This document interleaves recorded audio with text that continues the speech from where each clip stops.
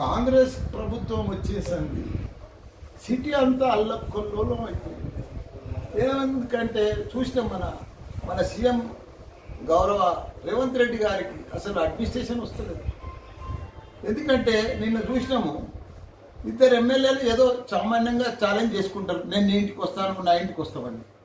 కానీ విచ్చలవిడిగా ఒక తరఫు నుంచి కౌశిక్ రెడ్డి గారినేమో హౌస్ అరెస్ట్ చేసిండ్రు, గాంధీ గారినేమో ఓపెన్గా విడిచిపెట్టింది.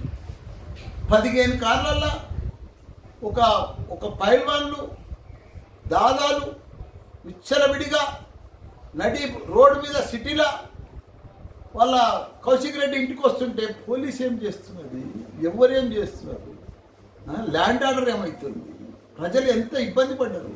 నిన్న ప్రజలంతా ఆ కాలనీవాసులు కానీ ఆ రోడ్ల మీద కానీ అంత వందల మందిని వేసుకొని వచ్చి గాంధీ గారు అక్కడ ఒక ఎమ్మెల్యే మీదకి వస్తుంటే పోలీసు ఆపాలి కదా, ముందే అరెస్ట్ చేయాలి కదా. వస్తుందని తెలుసు కదా, టీవీలలో వస్తూనే ఉంది. ఇంకా 4 కిలోమీటర్లు అయితే వస్తుంది కౌశిక్ రెడ్డి ఇల్లు, ఇంకా 3 కిలోమీటర్ల దూరంలో ఉండే గాంధీ అని పేపర్ టీవీలలో చెప్తూనే ఉన్నారు. అంటే అప్పుడే అరెస్ట్ చేయొచ్చు కదా.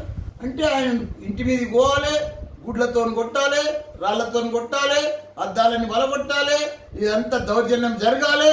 అప్పుడు పోలీసు వచ్చి అరెస్ట్ చేస్తాడు. ఒక ఎమ్మెల్యే మీద, ఒక ప్రజాప్రతినిధి మీద ఇంత దౌర్జన్యం సిటీలో కూడా జరుగుతుంటే ఎట్లా ప్రజాస్వామ్యం, ఎట్లా ఇందిరమ్మ రాజ్యం, ఎట్లా వీళ్ళు పరిపాలిస్తున్నారు, ఏం చేస్తున్నారు, అంతా కావాలని చేస్తే ఎంత బాధ అనిపిస్తుంది. నిన్న ప్రజలంతా కూడా టీవీల మీద ఉండి ఏమవుతుందో అని అల్ల కొల్లోలంగా చూస్తున్నారు. ఇదంతా పద్ధతి మంచిది కాదు. ఇలా అంత సెలబడ్డాక ఎక్కడిదక్కడ అయినాక మా అందరు ఎమ్మెల్యేలు ఇప్పుడు హౌస్ అరెస్ట్ చేసి ఇళ్ళలో కూర్చొని పెట్టేసి మా కార్యకర్తలను అరెస్ట్ చేస్తున్నారు.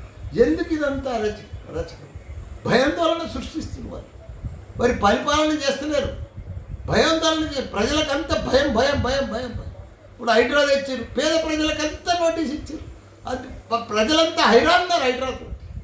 ఎవ్వరు కూడా సుఖంగా లేరు. 9 నెలల సంది 90 ప్రాబ్లమ్స్ వచ్చేసినాయి. ఎవ్వరు కూడా నిమ్మడం లేరు. చాలా ఇబ్బందికరంగా ఉన్నది కాంగ్రెస్ ప్రభుత్వం.